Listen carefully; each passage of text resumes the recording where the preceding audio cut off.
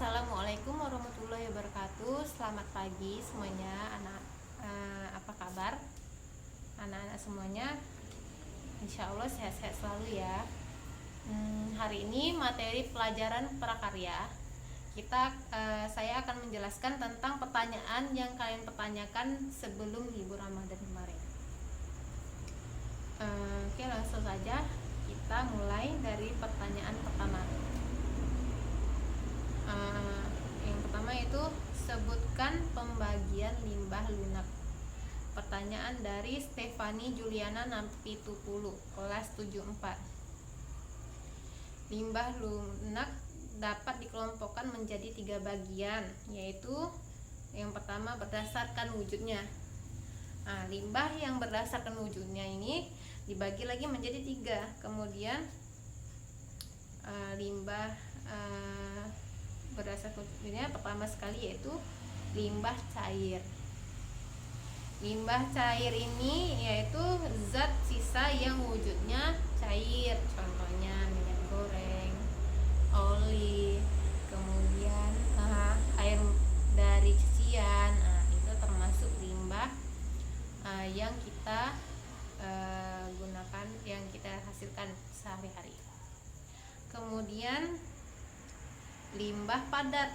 Limbah padat ini limbah yang dihasilkan oleh buangan industri berupa padatan lumpur dan bubur yang berasal dari sisa pengolahan. Contohnya kertas, kain, gelas, plastik, dan lain-lain. Selanjutnya limbah gas dan partikel, yaitu zat sisa dari kegiatan manusia yang wujudnya zat gas. Jadi limbah gas ini biasanya dari pabrik industri, contohnya dari asap pabrik, kemudian asap motor. Itulah termasuk limbah dari yang wujudnya gas. Itulah termasuk ya, yang menghasilkan CO2, hidrokarbon, dan lain sebagainya. Selanjutnya limbah berdasarkan sumbernya. Yang pertama sekali limbah pemukiman.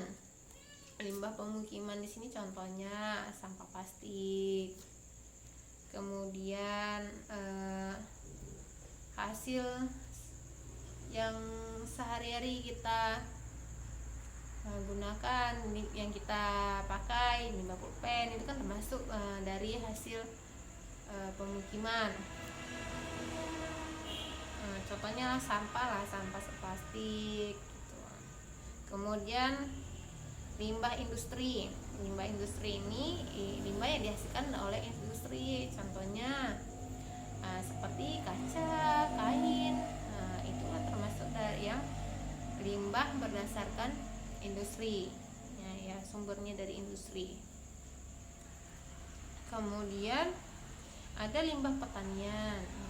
Contohnya seperti kulit padi, itu termasuk limbah yang bisa kita gunakan juga nantinya, limbah dari pertanian. Kemudian limbah pertambangan, contohnya logam, itulah dari limbah yang berdasarkan sumbernya dari pertambangan gitu. Kemudian limbah pariwisata. Banyak nih limbah pariwisata, contohnya makan, jajan-jajanan, kemasan jajanan, itu nanti buang sembarangan, itu kan nggak boleh ya. Jadi kalau kita kemana-mana harus buang sampah di tempatnya.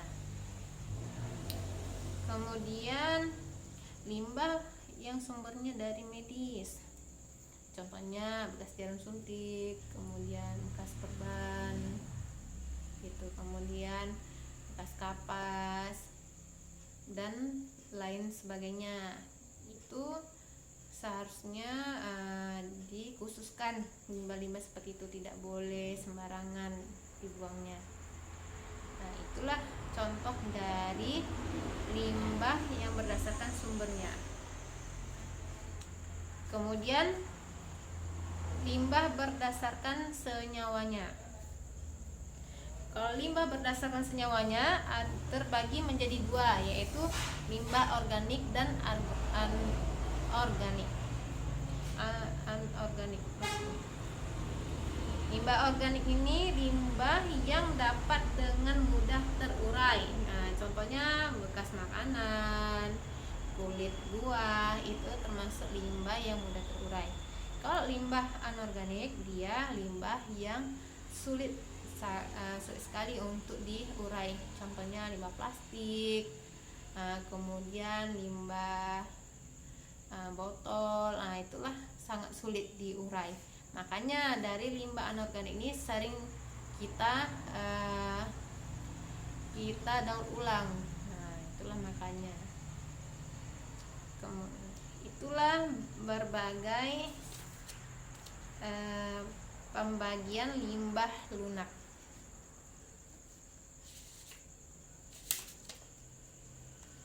Kemudian selanjutnya pertanyaan yang kedua, bagaimana cara mengelola limbah lunak? Pertanyaan dari Stefani Juliana Napitupulu, kelas 74. Sama ya.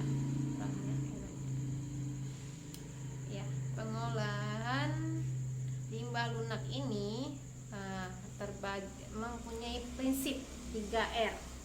Sistem 3R ini yang pertama sekali reduce, mengurangi, reuse, menggunakan kembali, recycle, mendaur ulang.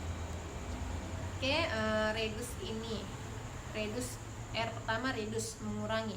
Maksudnya kita mengurangi limbah yang mengurangi pemakaian yang menyebabkan sampah. Contohnya kita mau ke pasar, selalu kita belanja itu dikemas dengan menggunakan plastik.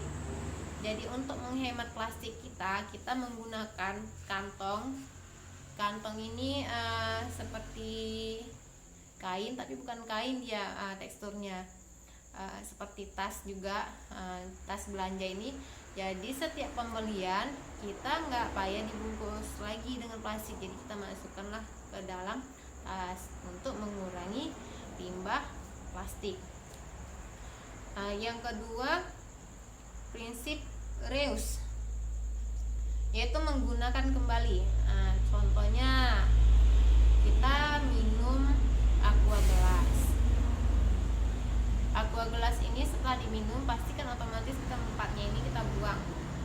Untuk supaya jangan kita buang, kita gunakan kembali gitu sebagai tempat pot bunga, atau kita buat lagi menjadi tas. Itulah dia menggunakan kembali tempat. Dan juga pulpen, contohnya pulpen juga kan kalau sudah habis isinya kita isi kembali tintanya. Kan ada yang pulpen dengan tinta yang diperjualbelikan.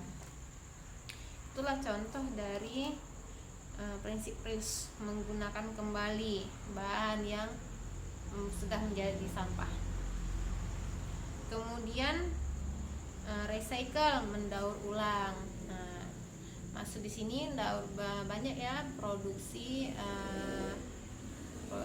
industri yang mendaur ulang. Contohnya kita daur ulang tempat-tempat makanan kita yang udah kita buang, kemasan-kemasan plastik itu biasanya kita daur ulang menjadi bahan yang bisa digunakan kembali. Banyak proses itu mendaur ulang, dengan pemasakan, kemudian dicairkan, kemudian dibentuk kembali. Itulah proses daur ulang dari berbagai sampah yang anorganik biasanya ya. Kalau yang organik biasanya kita daur ulangnya menjadi pupuk. Oke, itulah pertanyaan dari cara mengolah limbah lunak. Selanjutnya pertanyaan dari Tuan Tapa. Apa fungsi dari pengemasan suatu produk olahan pangan? Nah, fungsi kemasan ini pada dasarnya untuk mewadahi, melindungi produk dari kerusakan-kerusakan sehingga lebih mudah disimpan, diangkut, dan dipasarkan. Jadi maksudnya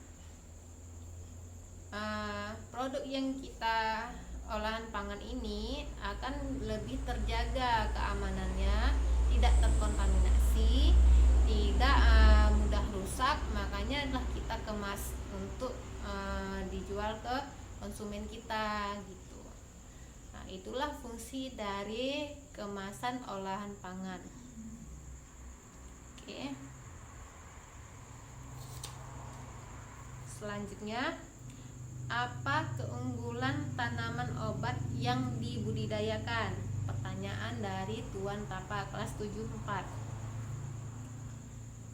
Banyak ya keunggulan tanaman obat yang dibudidayakan ini, apalagi selain memanfaatkan halaman rumah yang bisa kita gunakan, memperindah ke halaman rumah kita, juga manfaat dari tanaman obat ini sebagai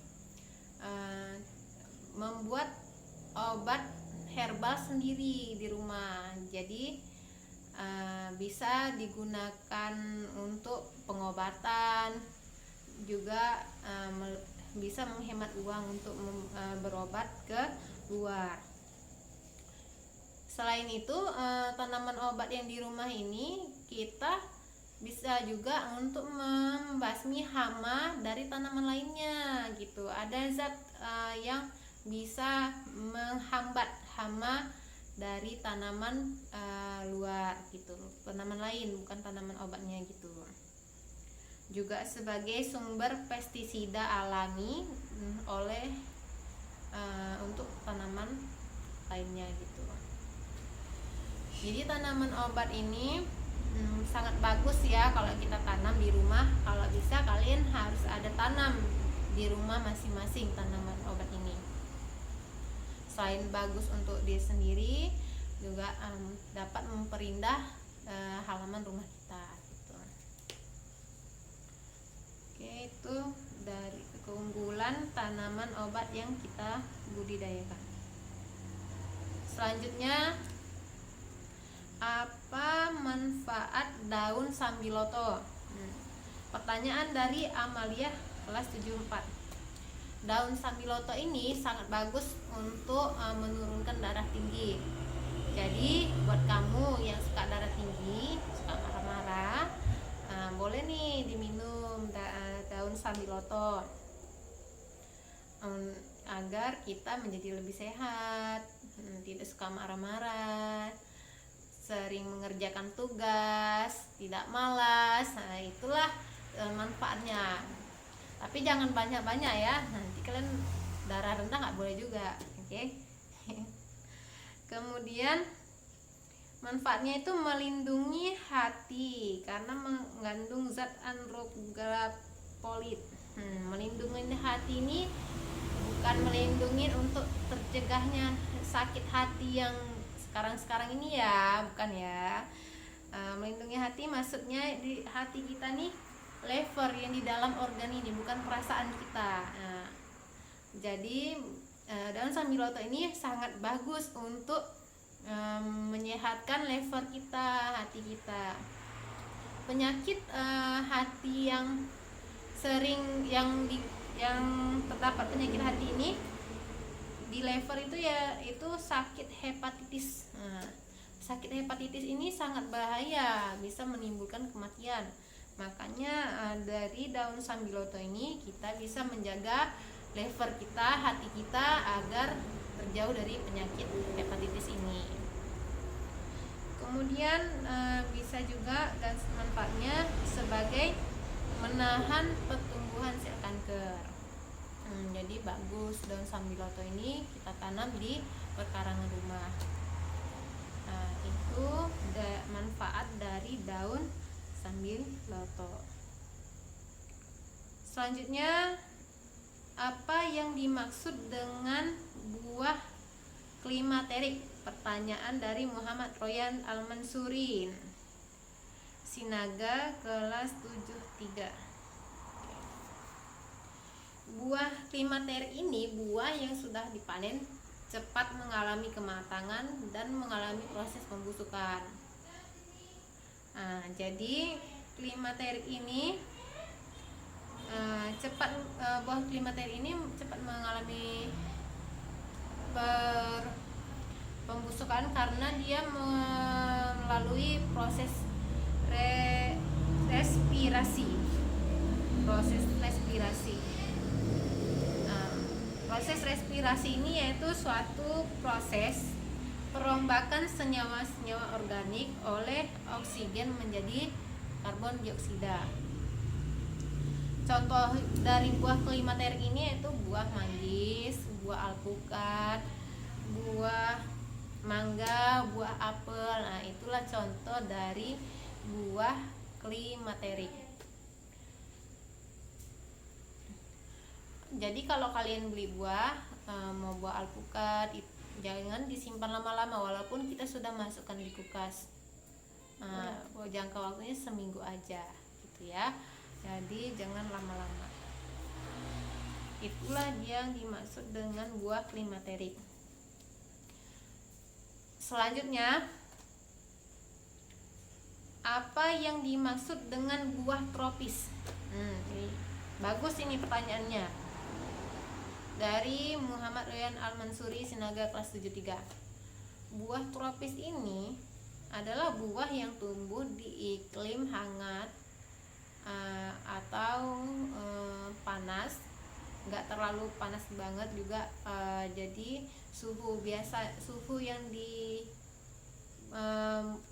maksudnya suhu yang di iklim hangat ini yaitu sekitar 20 derajat Celcius atau lebih.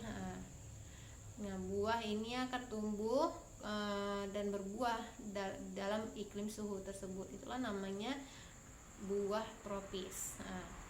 Contoh dari buah tropis itu adalah pepaya, nanas, mangga, rambutan, durian, dan lain-lain sebagainya. Jadi kalian harus banyak makan buah ya, biar kalian semangat dalam belajarnya. Meski daring, kita harus tetap jaga kesehatannya, kemudian kita harus semangat dalam belajarnya. Oke? Itu yang dimaksud dari buah tropis. Oke, pertanyaan terakhir. Pertanyaan terakhir yaitu dari Amalia kelas 74. Apa itu teknologi konstruksi? Nah, ini bagus juga ya pertanyaannya. Kemarin kita sudah mempraktikkan pembuatan replika rumah yang dari kardus, kemudian jembatan dari stik es krim ataupun lidi ataupun ranting. Nah, itu termasuk replika dari konstruksi teknologi konstruksi ini. Jadi apa yang dimaksud dengan teknologinya? Teknologi konstruksinya itu adalah sejenis teknologi yang mempunyai fungsi yang disesuaikan dengan tujuannya dan peruntukannya, yang mana salah satu bentuk hasil akhir dari teknologi konstruksi ini berupa tempat tinggal ataupun tempat berlindung. Adapun tempat tinggal ini maksudnya sebagai tempat lindung ya dari sekelompok manusia terhadap segala cuaca di luar rumah. Tempat tinggal ini maksud adalah rumah dan jenis lainnya. Fungsi lain dari teknologi konstruksi adalah untuk memberikan dukungan terhadap semua pekerjaan dan hal lainnya yang berhubungan dengan kegiatan manusia, misalnya kantor, kemudian lapangan, gedung, toko. Nah, itu termasuk salah satu teknologi konstruksi. Jadi bagus ya kalau kita mempelajari konstruksi ini.